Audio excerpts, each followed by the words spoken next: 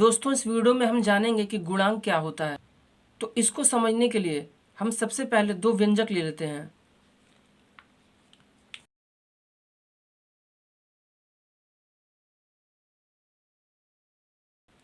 तो देखिए, मैंने यहाँ पे दो व्यंजक ले लिए हैं। यह है पहला और यह है दूसरा। इन व्यंजकों में हम सबसे पहले पद की बात करेंगे। तो ये है हमारा पहला पद, ये है दूसरा पद और ये तीसरा पद। पद आपस में प्लस और माइनस के द्वारा जुड़े होते हैं। जैसे यहाँ पे माइनस है और यहाँ पे प्लस है, ये और ये जुड़े हुए हैं, ठीक है। और उसी तरीके से आप यहाँ पे भी देख सकते हैं कि यहाँ पे ये पहला पद है, ये दूसरा पद है और ये तीसरा पद है। इसको और अच्छे से समझने के लिए यहाँ पे देखिए, इस व्यंजक के सभी पदों को हमने अलग कर करके लिख लिया है पहले। तो पहला पद हमारा क्या हुआ, 5p²q। दूसरा है -4p/q²। और तीसरा है अचर पद। अब देखिए, किसी भी पद में उसका निशान भी उसके साथ ही रखा जाता है और उसका निशान कहाँ होता है, उसके आगे। जैसे यहाँ पे प्लस है तो ये इसका निशान है, तो प्लस का है 5p²q। और ये जो माइनस है वो इस पद का निशान है, -4p/q² और +7। इसी तरीके से आप यहाँ भी देख सकते हैं। इस वाले व्यंजक को हमने तोड़ा है पदों में, तो 5x², दूसरा होगा 7xy और तीसरा अचर पद -1। जहाँ पे कुछ ना लिखा हो तो उसका मतलब होता है प्लस। और अगर हमें केवल प्लस लिखना है तो भी हम उसे छोड़ देते हैं, केवल 7xy इस तरीके से लिख देते हैं। अगर आगे हम इन पदों को तोड़ेंगे तो इनके गुणनखंड हमारे पास आ जाएंगे। 5p² तो 2 बार p और q। यहाँ पे -4 था तो -4, उसके बाद p और q² है, 2 बार q तो 2 बार q यहाँ पे है। और 7 टूट ही नहीं सकता क्योंकि एक नंबर है, तो ये ऐसे ही रह जाएगा। अब यहाँ पे ध्यान दीजिए कि जो गुणनखंड होते हैं, पदों के गुणनखंड जो होते हैं ये वाले, इनमें से एक जो है वो संख्यात्मक हो सकता है और बाकी बीजीय हो सकते हैं। इस संख्यात्मक वाले को ही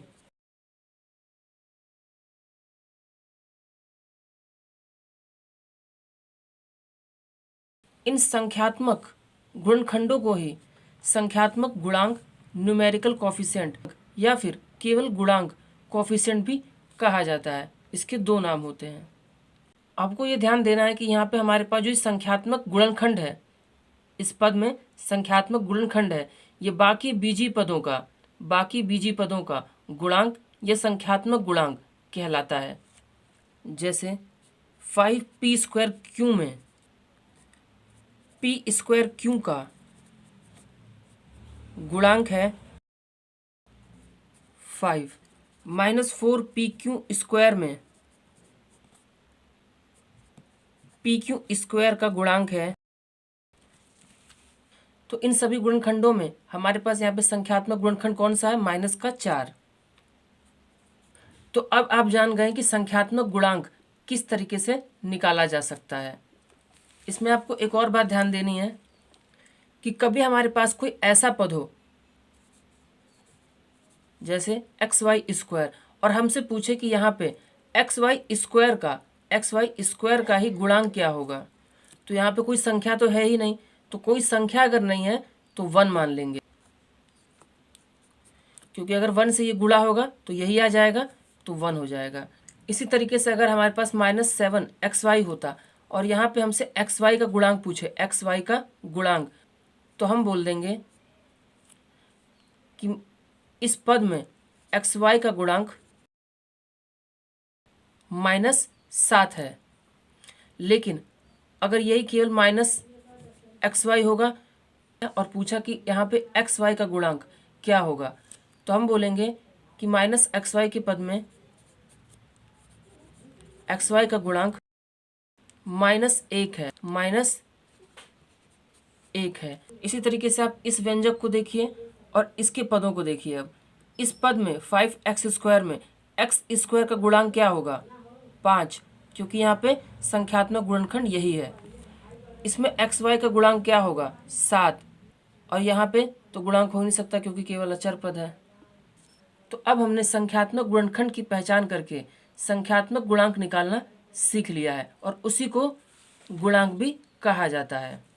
लेकिन कभी कभी गुणांक का प्रयोग व्यापक रूप में होता है। जैसे कि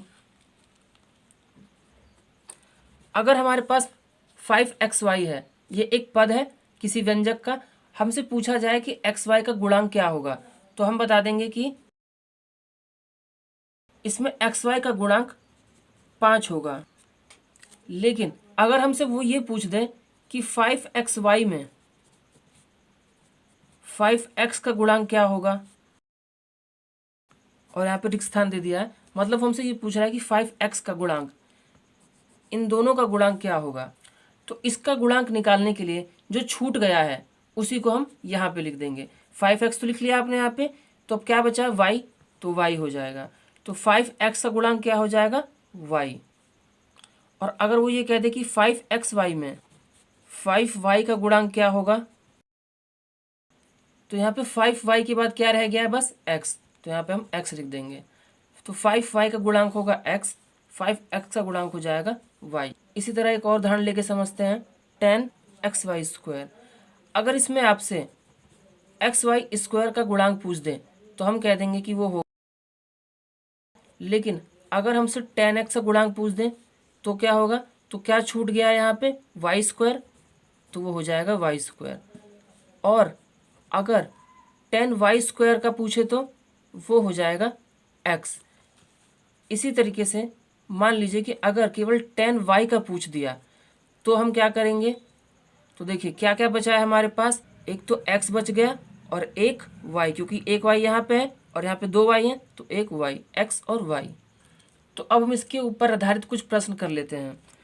XYZ में XYZ का गुणांक क्या होगा, बता चुका हूँ पहले कि अगर हमारे पास कोई भी पद ऐसा दिया हुआ है जिसमें कि संख्यात्मक गुणनखंड नहीं है, तो हम उसका गुणांक निकालने के लिए एक का उपयोग कर देते हैं। हम कह देंगे कि इसके आगे कुछ नहीं है तो एक है और ये इसका गुणांक है, क्योंकि एक से गुणा करने पर वही आ जाता है।